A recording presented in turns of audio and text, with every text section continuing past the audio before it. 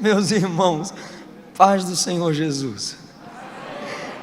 Abra comigo sua Bíblia. Evangelho segundo escreveu Lucas, capítulo de número 19, versículo de número 9. Hoje veio, disse-lhe Jesus, hoje veio a salvação a esta casa, pois também este é filho de Abraão. Glória a Deus. Podeis assentar. Muito obrigado. Muito obrigado. Queridos, eu quero falar com vocês subordinado a um tema. Eu gosto muito. Na leitura que o pastor Ronieri fez, ele disse que o nosso maior objetivo é a nossa salvação. Existe a salvação processual, que é chamada teologicamente da santificação. É o que Paulo chama de desenvolvimento na salvação. É dentro dessa perspectiva que Ronieri diz que esse é o nosso maior objetivo. A salvação final é a glorificação. Aquele que em nós começou a boa obra há de completá-la até aquele dia. O pastor Oswaldo Júnior, quando foi fazer a oração, ele falou muito sobre salvação. Isso é bom, isso alegra o nosso coração, para que possamos entender qual é o maior projeto de Deus para a vida dos que aqui estão. Então, o Evangelho segundo escreveu Lucas, nos conduz em uma perspectiva de apresentar-nos o homem perfeito, o Cristo encarnado, o nosso Salvador. Entre nós, Jesus operou o milagre da salvação de algumas formas. Essas algumas formas que digo características que envolviam enquanto Jesus salvava, características que até hoje são reais na vida daqueles que tiveram um verdadeiro encontro com Jesus. Então, de forma introdutória, eu vou apresentar para vocês que Lucas, como um escritor, um médico que era detalhista, ele nos apresenta como que Jesus operava a salvação, o tipo de gente que Jesus salvava, o resultado após o encontro com Cristo. E por esse prisma que Lucas segue do começo ao fim do livro, você consegue entender que a história de Zaqueu não é um incidente à parte, não, faz parte de um projeto literário. É só você ler Lucas capítulo 1, em Atos capítulo 1, nos primeiros versículos, que Lucas deixa claro que tanto Lucas quanto Atos são resultados de pesquisas detalhadas. E no capítulo 1 ele chega a afirmar que o homem para quem ele escreve tinha informação da salvação, mas não tinha certeza. Então Lucas diz que se dedicou a fazer uma pesquisa para registrar os milagres de Jesus, as pregações de Jesus e as salvações operadas por Jesus, para que aquele homem que já tinha informação na mente pudesse ter certeza no coração que de fato Jesus é o Salvador do mundo. Então entenda que Lucas tem muito preparo para fazer o que ele fez. É óbvio que eu não darei conta de dissecar a visão lucana, mas nós pentecostais gostamos muito das narrativas lucanas. Atos e Lucas é onde se baseia nossas doutrinas pentecostais. A doutrina pentecostal, teologicamente, não tem muita riqueza como a teologia tradicional, mas a nossa teologia é de muita oralidade. Se você ler a harpa cristã, você vai ver muita teologia pentecostal. E se você ler Lucas e Atos, aí você vai ter mais paciência consigo mesma como pentecostal. Ou se você não entende os pentecostais, você vai passar a entender melhor os pentecostais se você estudar Lucas e Atos. No capítulo 19, que é o capítulo da salvação, um presente que Jesus deu àquele homem, nós entendemos que no 18, Jesus está a caminho de Jerusalém desde o 18. No 19 ele atravessa Jericó. E no capítulo 19 ainda, versículo 28, ele continua a caminho de Jerusalém. No 18 Jesus tem um encontro com um rico e com um pobre, que é o cego. Jesus não salva o rico, salva o pobre. No 19 Jesus salva um rico. Então não depende da salvação. Nós não devemos nos ater ao evangelho franciscano, porque Jesus não depende de minha condição financeira. Porque tem gente que é pobre e é soberba, tem gente que é rica, mas entende que a maior riqueza é a salvação. Então um rico abandona Jesus no 18, o pobre é salvo por Jesus no 18. No 19 Jesus salva o rico. É interessante que Jesus não vai atrás do rico que deixou Jesus por amor ao dinheiro no 18. Mas no 19 Jesus salva o rico que deixou o dinheiro por amor a Jesus. Então sempre tem renúncia. O rico do 18 não quis renunciar ao dinheiro. O pobre do 18 renunciou à capa. O rico do 19 disse: se tenho defraudado alguém, eu vou restituir 4 vezes mais, metade dos meus bens eu dou aos pobres. Deixou a árvore, obedeceu Jesus. Então Jesus vem salvando desde o 18. Um segundo ponto introdutório é que você não vê a história de Zaqueu por outras experiências, a não ser por essa, a salvação. Maria, você vê a experiência de Maria com Jesus em várias histórias. Pedro, os discípulos, você vê Jesus tendo várias experiências com eles. Agora, com Zaqueu, você só vê uma experiência. Se não fosse esse encontro de salvação com Jesus, nenhum de nós conheceríamos Zaqueu.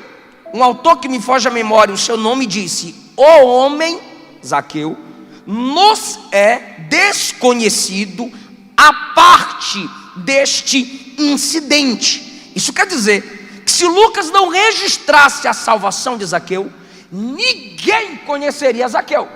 Isso quer dizer que se algum dia você chegar a dialogar com Zaqueu pós-arrebatamento, você perguntar a ele: Zaqueu, qual o dia mais importante da sua vida?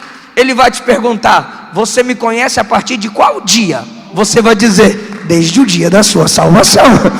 Então ele vai te responder: esse é o dia mais importante da minha vida. Ô irmão, eu sei que você já teve muitas alegrias, mas você sabe que o melhor dia da sua vida, aleluia, foi o dia que você se lembrou quando a gente acabou de cantar e que você ficou de pé sem ninguém te mandar ficar em pé. Você simplesmente cantou que Jesus tocou você.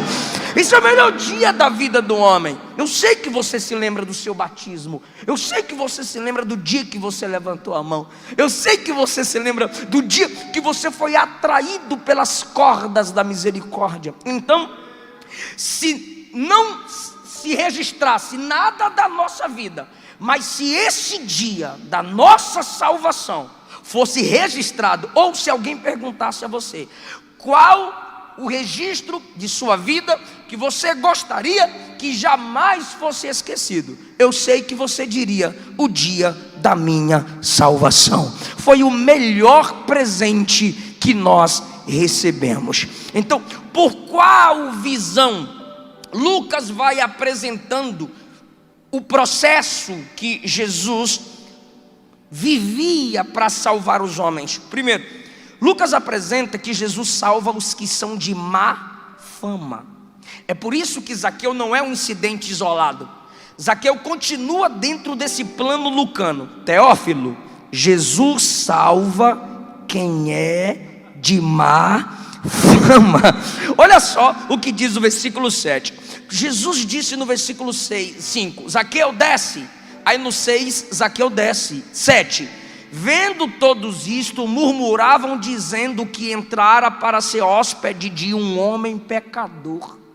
Jesus entrou na casa de Zaqueu e do lado de fora a multidão está descendo a lenha em Jesus e em Zaqueu. Olha, Jesus se diz santo, mas está entrando na casa de um pecador. Por quê? Porque ele era um publicano. Ele era chefe dos cobradores de impostos. Eram considerados traidores, eram desprezados, eram considerados ladrões, exploradores, que só pensavam em si. Só que Lucas está dentro desse contexto, não é em vão. Zaqueu está dentro desse contexto, não é em vão. Lucas está seguindo uma regrinha: Jesus salva os que são de má fama. Lucas 7,37. Olha o que está escrito: eis que uma mulher pecadora da cidade, sabendo que Jesus estava ali, foi lá. E você já sabe o resultado: Jesus salvou a pecadora da cidade. Quando você lê Lucas 15:1, olha o que Lucas diz: aproximavam-se de Jesus todos, publicanos e pecadores, para o ouvir. Se você lê Lucas 15:21, você tem um filho que virou as costas para o pai, desejando a morte do pai, pegando por antecipação a sua parte. E aí esse filho, Lucas registra o retorno na parábola que Jesus conta: pai, pequei contra o céu, pequei contra ti, não sou digno de ser chamado teu filho. Um filho que fizesse isso poderia ser sentenciado à morte, mas na narrativa de Lucas, esse filho é recebido, vestido, calçado, abraçado com alegria. Por quê? Jesus salva os que são de má fama. Ou seja, quem de vocês aqui precisou pedir carta de recomendação a alguém para ser recebido por Jesus? Ninguém. Ele é onisciente e mesmo assim ele não consulta seu passado para projetar seu futuro, porque desde a cruz ele já providenciou o perdão, ele já providenciou a purificação dos seus pecados. Eu vou além, se tratando de passado. A Bíblia diz que ele é o cordeiro morto desde a fundação do mundo. Então João apresentou que Jesus é o cordeiro de Deus que tira o pecado. Então entenda, a multidão está do lado de fora dizendo: Zaqueu é pecador. E enquanto a multidão murmura contra Zaqueu, do lado de fora, dentro de casa, Zaqueu confessa Jesus, salva Zaqueu. Isso é graça. Interessante, isso aqui é assustador, pastor Belchior, é que o nome Zaqueu tem um significado. E sabe qual é o significado? Puro. Então o camarada sobe numa figueira e a multidão vai dizendo: pecador, imundo, traíra. Aí Jesus para debaixo da figueira e diz: puro, desce. E o que Zaqueu faz? Estão me chamando de pecador. Não, ele desce. Zaqueu era mais ou menos do meu tamanho, menor eu duvido. Então, para ele chegar a acompanhar Jesus, ele dava uns passos mais acelerados. A multidão está xingando, ele está olhando para Jesus. A multidão está xingando, ele está olhando para Jesus. E entra na casa. Por quê? Porque Jesus o chamou pelo nome, e o significado do nome é puro. E lá dentro de casa o negócio fica melhor, porque a multidão lá fora diz ladrão e traíra. Jesus aqui dentro da casa diz filho de Abraão. Jesus está dizendo: ele é alguém que já está debaixo da bênção, ele é alguém que já está debaixo da aliança, ele é alguém que agora é filho de Abraão pela fé. Mais interessante, se tu não der glória, não, eu sei que você vai dar. Só há 2 homens na Bíblia que o próprio Deus se oferece para entrar na casa deles, apesar dos erros. O primeiro é Abraão, Gênesis 18. O Senhor estava na casa de Abraão e disse assim: Abraão, diga a Sara que daqui a 1 ano voltaremos aqui. Se você ler o 19, 2 anjos na entrada de Sodoma. Ló caiu de joelho: bora lá para casa. Os anjos disseram: vamos não. Ló caiu de joelho: bora lá para casa. Os anjos disseram: não. Ló disse: eu faço comida. Os anjos disseram: não. Ló disse: é só sair de madrugada. Os anjos disseram: não. Aí diz a Bíblia: de tanto Ló insistir, os anjos foram. Enquanto na casa de Abraão o Senhor se oferece para voltar, na casa de Ló tem que ter muita insistência. Quando você chega em Jesus para ir no casamento, convidado. Para ir na casa de Simão fariseu, convidado. Para ir na casa de Lázaro, convidado. Para ir na casa de Zaqueu, desce porque me convém pousar na tua casa. Eu quero entrar lá. Alguém entende essa palavra? Oh, aleluia. Jesus vai entrar na tua casa com salvação. Jesus vai entrar na tua casa com libertação. Mas pastor, minha casa está muito bagunçada. Deixa ele entrar que ele arruma do jeito que ele quiser. Ele sabe colocar nossa família no lugar certo, na posição certa.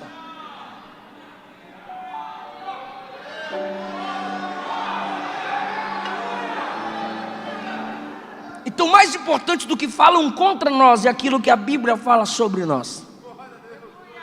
E o que eu sou, pastor? Pecador arrependido. O que eu sou, pastor? Filho de Deus para salvação, porque nasceu de novo. O que eu sou, pastor? Justificado pela justiça de Cristo. O que eu sou, pastor? Alguém no processo da santificação. O que eu sou, pastor? Eleito em Cristo. O que eu sou, pastor? Preparado para ouvir a trombeta do arrebatamento. Quem entende essa palavra, adore o Cristo que salvou você. Ele salva as pessoas de má fama. Então Zaqueu está dentro desse prisma. Em segundo lugar, o plano da salvação é apresentado a todos, mas Jesus salva individualmente. Olha como Lucas obedece essa regrinha. Lucas 2,32. Ele é luz para a revelação aos gentios e para a glória do teu povo, ó Deus, Israel. Luz da revelação da salvação para quem não é judeu e para o povo de Deus, que é Israel. Então nós temos Israel, o povo através de quem o Senhor começou o processo da salvação para apresentar ao mundo, e ele é luz para os gentios, ou seja, todo aquele que não é judeu. E Lucas começou assim. A salvação é um projeto apresentado a todos e terminou assim. Lucas 24:47. Jesus disse: em meu nome preguem o arrependimento para a remissão de pecados a todas as nações. Então o plano da salvação é para todos. E onde entra a história de Zaqueu nisso? Versículo 1. Vou precisar de sua ajuda. Tendo Jesus entrado em Jericó. Onde Jesus entrou? Jericó é uma cidade. Versículo de número 3 diz que havia uma multidão com Jesus. Então Jesus está cumprindo sua própria regra, que Lucas, como um bom escritor, discerne. E Lucas diz: o projeto da salvação é para todos. E Lucas diz: ele entrou em Jericó para todos.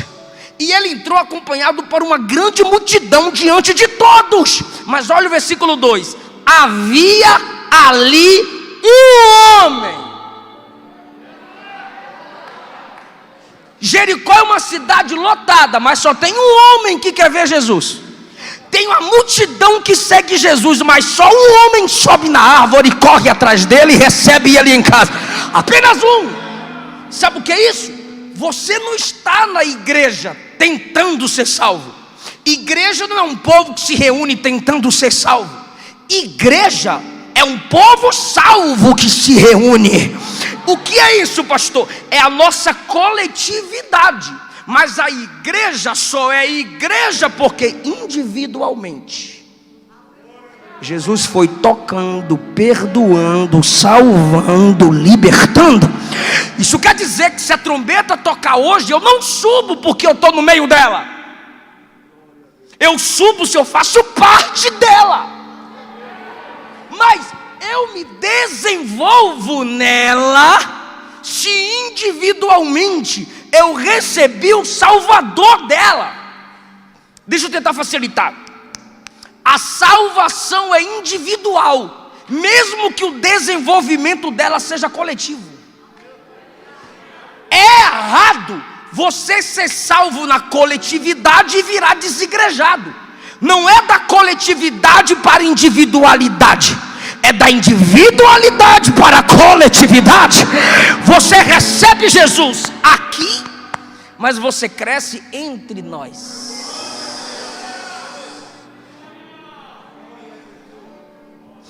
A salvação é um projeto para todos, é uma mensagem que deve ser pregada ao mundo, mas só quem recebe tem a aplicação dela. Essa é a história de Zaqueu.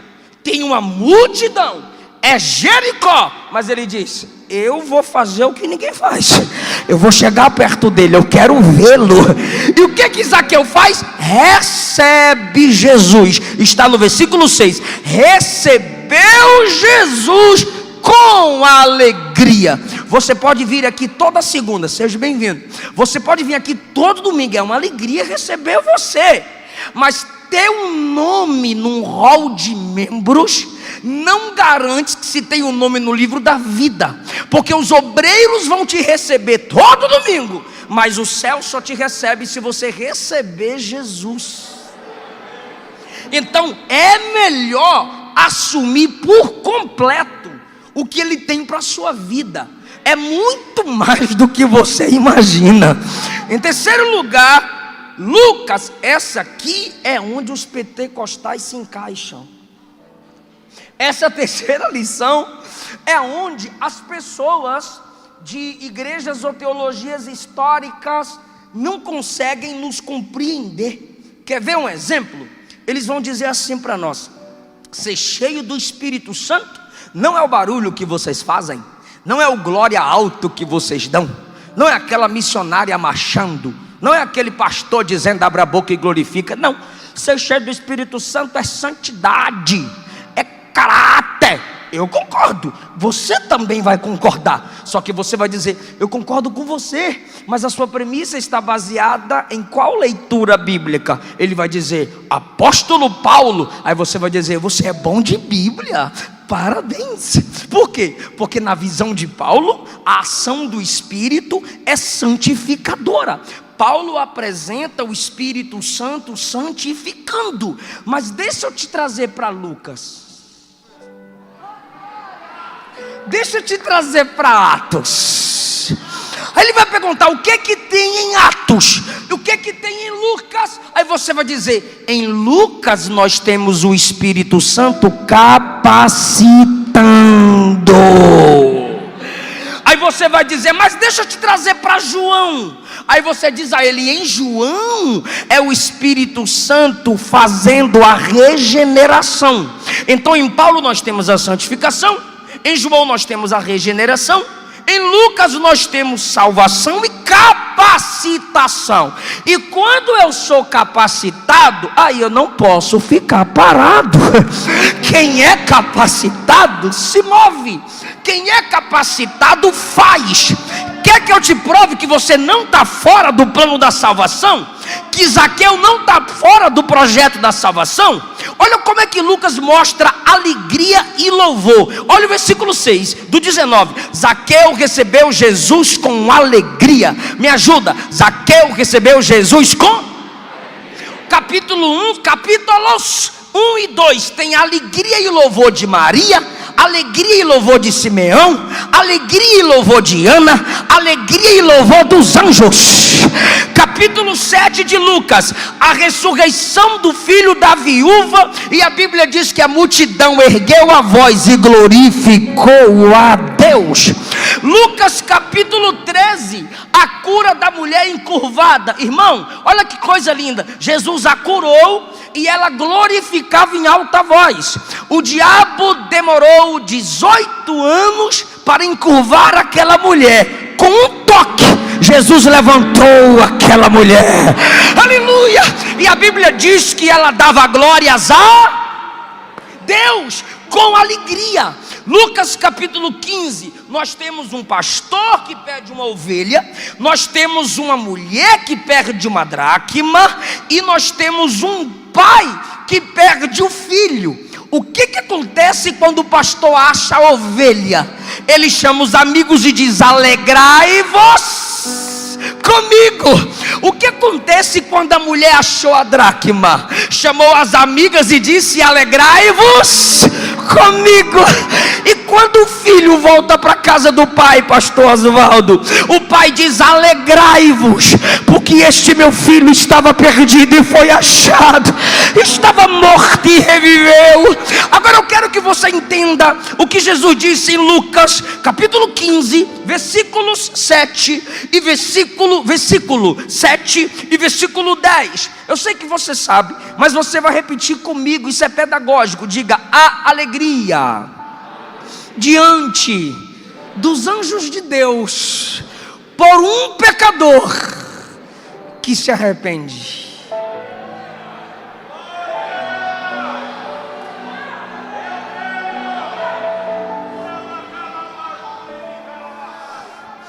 A alegria diante dos anjos de Deus por um pecador que se arrepende. A alegria diante dos anjos de Deus por um pecador que se arrepende. Quantas vezes, pastor Toniel, eu já fiz o apelo, e quando eu vi a pessoa se entregando para Jesus, eu disse: olha, os anjos estão fazendo festa.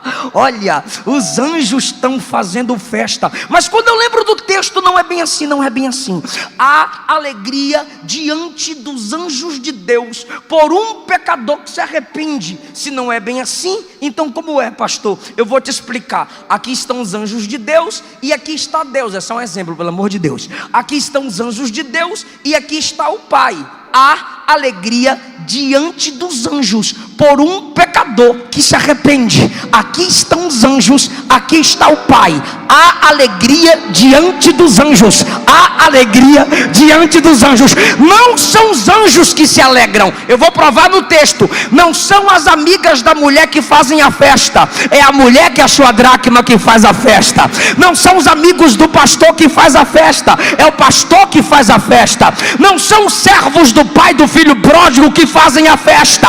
É o próprio Pai que manda fazer a festa. Não são os anjos que fazem a festa. Quando um pecador se arrepende, o próprio Pai fica de pé, o próprio Pai se alegra, o próprio Pai.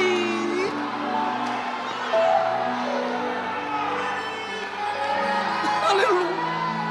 No dia que você caiu de joelho, confessando com tristeza o seu pecado, o inferno se abateu e o céu se alegrou por causa do Pai. No dia que você disse que não desistiria de Jesus, que abandonaria tudo para tê-lo, o Pai se alegrou.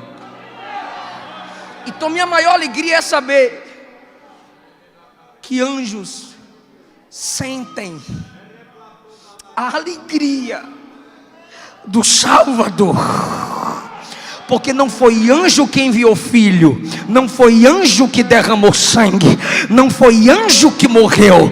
A salvação é um projeto do Pai. Então a maior alegria é do Pai e do Filho, quando nos vê dizendo: obrigado por não desistir de mim. É por esse prisma que Lucas caminha, e ele conclui assim, Lucas 24, 50. Então Jesus os levou para fora até Betânia, erguendo as mãos os abençoou. Isso pós-ressurreição. E aconteceu que enquanto se retirava deles, ia sendo elevado ao céu. Versículo 52. E eles, adorando, voltaram para Jerusalém, cheios de alegria. Lucas vem apresentando que o projeto da salvação envolve louvor e alegria.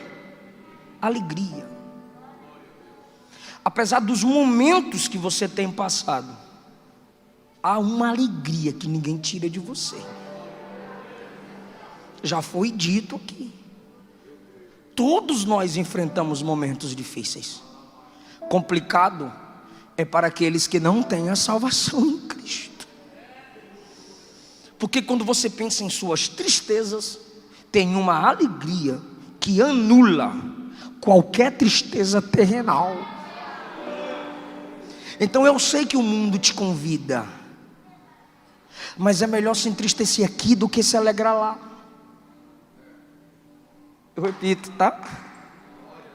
É melhor se entristecer aqui do que se alegrar lá. Pode me desafiar e pergunte por quê? Porque a tristeza daqui, comparada à alegria de lá, é bem melhor. A alegria de lá é passageira, vai se transformar em tristeza eterna. A tristeza daqui é passageira. Mas quando a trombeta tocar, quando Jesus surgir nas nuvens, as tristezas cessarão. E pós-tribunal, a alegria será eterna. Por que eu disse pós-tribunal? Porque no tribunal de Cristo muitos vão se entristecer, porque perceberão que perderam seus galardões. Por quê, pastor? Porque não fizeram nada na igreja, é só crente de banco, não faz nada. Pastor, não me dê trabalho. Galardão é para quem trabalha. A salvação é um presente. E eu caminho para a conclusão. Porque foi Jesus quem entrou em Jericó, foi Jesus quem chamou Zaqueu, e foi Jesus quem entrou na casa de Zaqueu, e foi Jesus quem salvou o Zaqueu. Foi tudo um presente. Jesus viu Natanael debaixo da figueira e viu Zaqueu em cima. Quem estava embaixo teve que reconhecer que ele é onisciente, porque onde ninguém te via, eu te vi. E quem estava em cima teve que descer. Para me ver, tu pode ficar aí, mas para eu te salvar, isso é presente. As pessoas anulam o nome e chamam por rótulos. Pecador. Jesus anula o rótulo pecador e chama pelo nome, Zaqueu. O que é isso?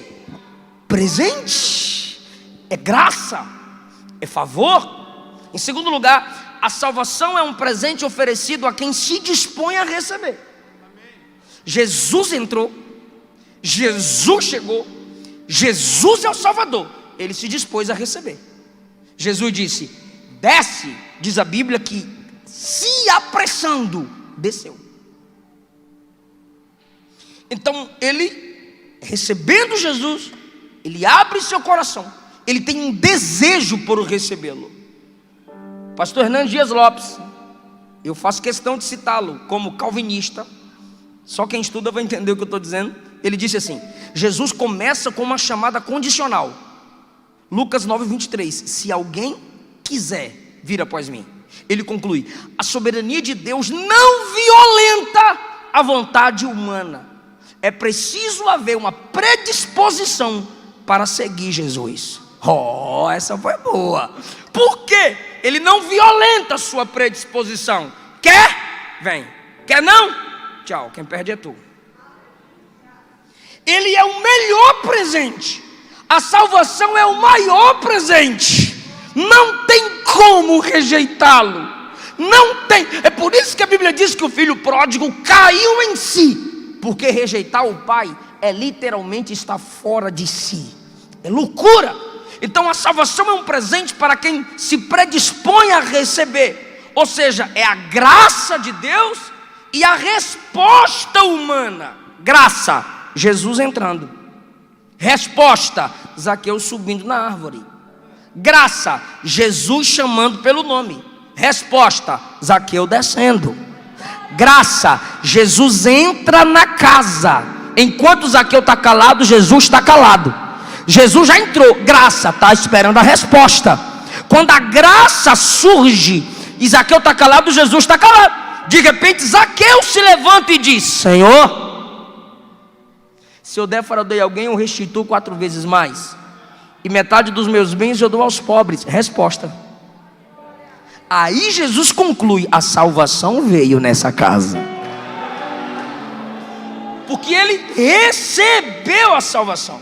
Primeiro, a salvação é um presente. Segundo, a salvação é um presente a quem se predispõe a receber. Eu posso oferecer a Bíblia do culto como presente, e você vai dizer: não, eu já tenho um monte lá em casa, obrigado. Então, de nada.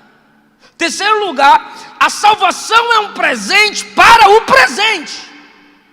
Repito, o pastor pegou. A salvação é um presente para o presente. A salvação é um presente, aquilo pelo qual você não paga, para o presente. Bora provar na Bíblia? Bora. Zaqueu desce amanhã. Desce depressa, porque amanhã eu vou na tua casa.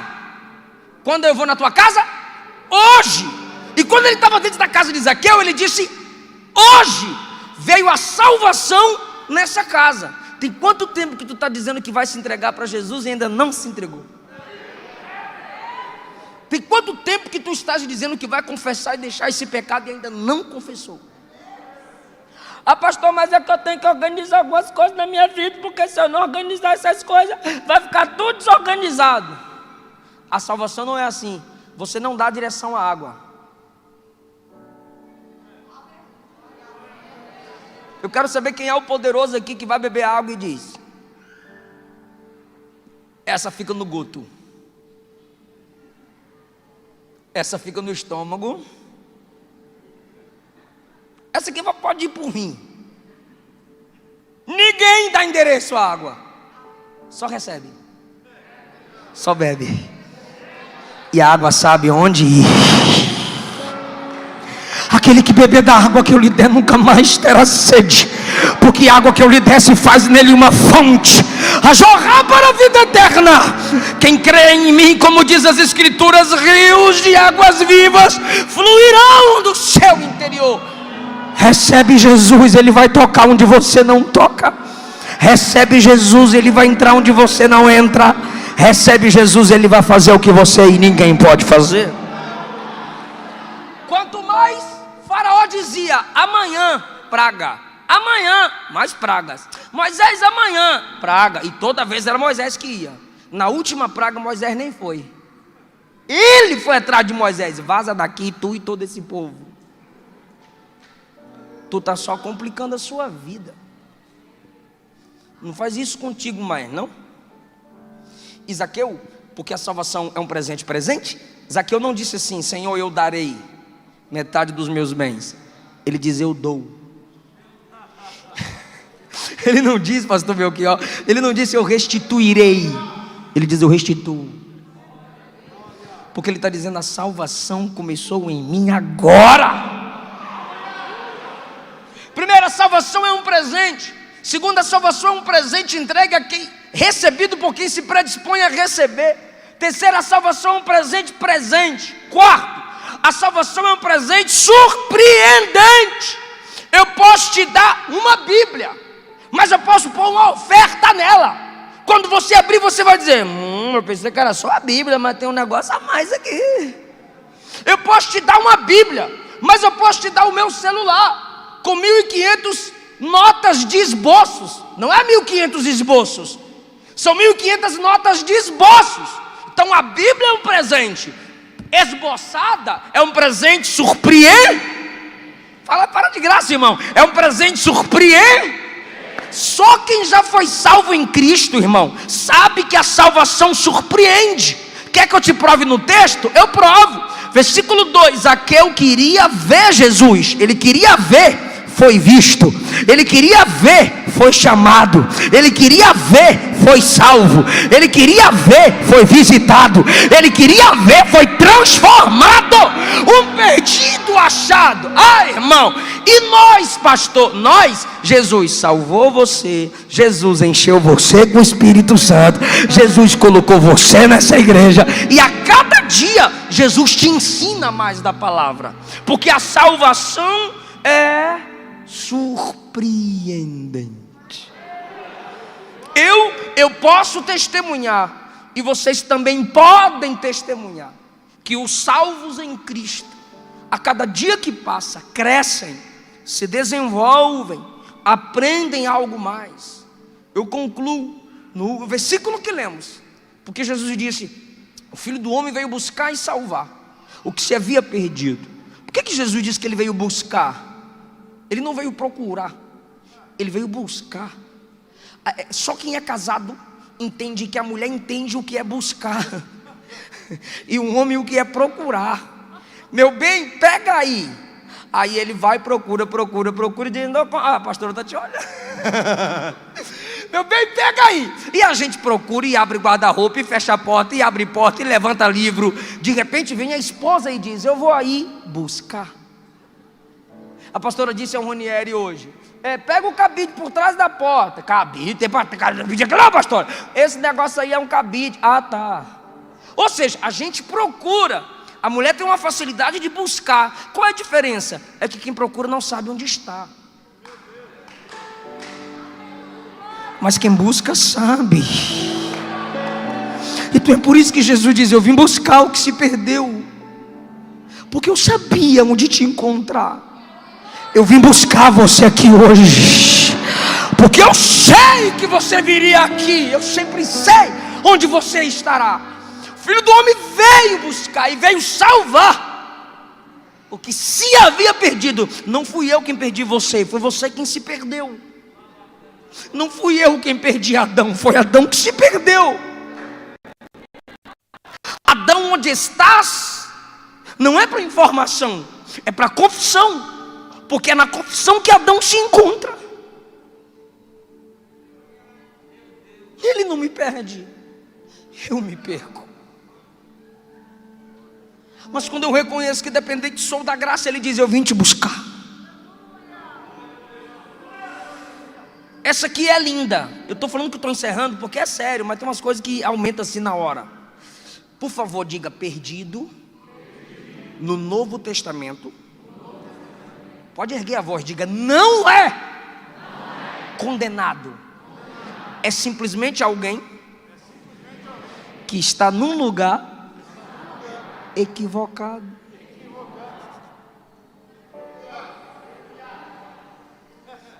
Adão, seu lugar não é de trás da árvore. A partir de agora é no altar me invocando.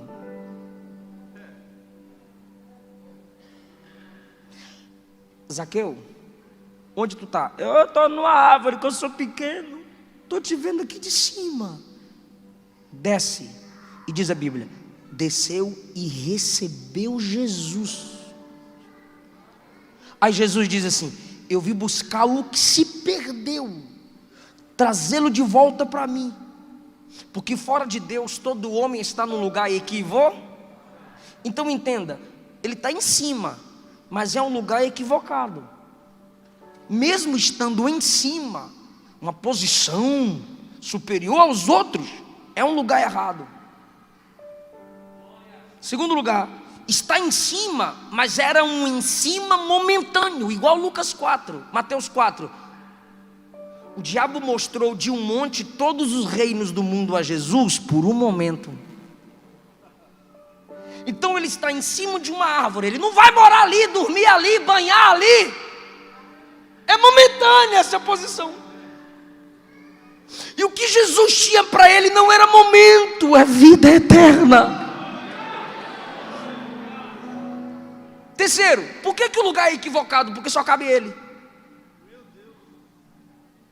O lugar que só cabe a mim é um lugar equivocado. Então eu não vou subir, porque aí só cabe tu. Agora desce que aqui embaixo cabe nós dois. Isso é salvação. Eu estar em um ambiente em que eu não sou o centro, Ele é o centro da minha vida. Eu e outros que Ele alcança através da minha vida. Em cima, Ele só iria vê-lo. Então Ele precisava sair daquele ambiente, porque quando Ele desceu, aí Ele recebeu a salvação em Cristo, que é completa. Jesus nos tira hoje de lugares equivocados e nos põe em lugares certos. Fica em pé comigo.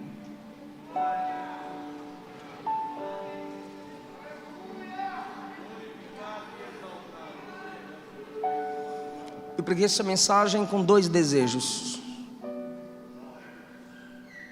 Primeiro desejo: você tem uma maior alegria, é sua salvação em Cristo Jesus. Você já tem esse presente.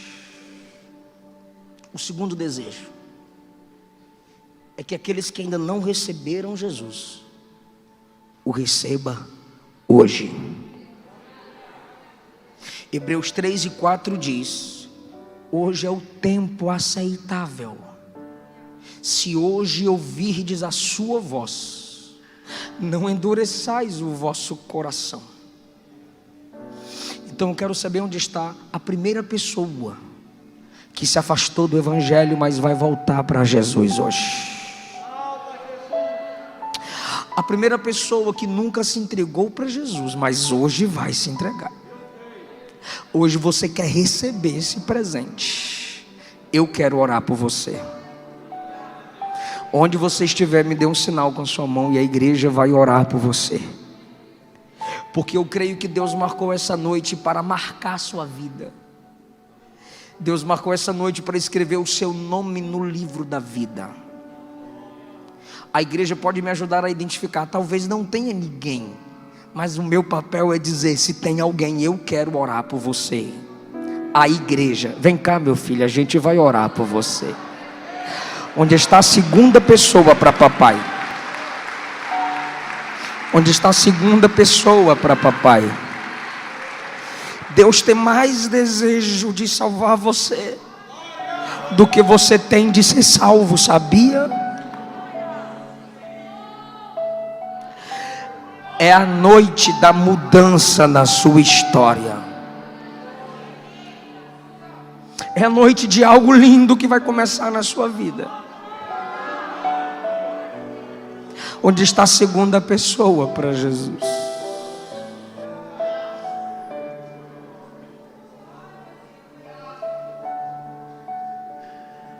Onde está a segunda pessoa para papai? É um presente. Você só recebe como fez Zaqueu. O resto ele faz. A igreja pode estender as mãos para esse rapaz. Senhor Jesus, eu preguei sua palavra, ele ouviu sua palavra. Tu és o Deus que toca onde não tocamos e entra onde não entramos e faz o que não fazemos. É pela autoridade que é no nome de Jesus que nós clamamos por perdão, libertação e restauração. Naquele dia o Senhor entrou numa cidade e salvou um homem. Aqui está um homem que te ouviu e reconhece que precisa da sua salvação. É hoje, Pai, que um processo lindo se inicia na vida dele, pela autoridade que é no nome de Jesus. O Senhor já ressuscita os dons espirituais na vida dele, porque através da sua palavra ele já foi tocado, alcançado, restaurado para a sua glória. Em nome de Jesus. Qual é o seu nome, meu filho? João Pedro. Diga, João Pedro: Jesus. Jesus, eu volto hoje para sua casa. Me recebe como seu filho e não desiste de mim. Quem pode aplaudir João Pedro? Ele se alegra em Deus. Ele tem dons espirituais. Ele tem uma chamada. E hoje a chama foi acesa na alma dele. Que Deus te abençoe, meu querido, e te guarde. Queridos, eu agradeço, podeis assentar. Eu agradeço essa rica oportunidade. Em nome do Senhor Jesus.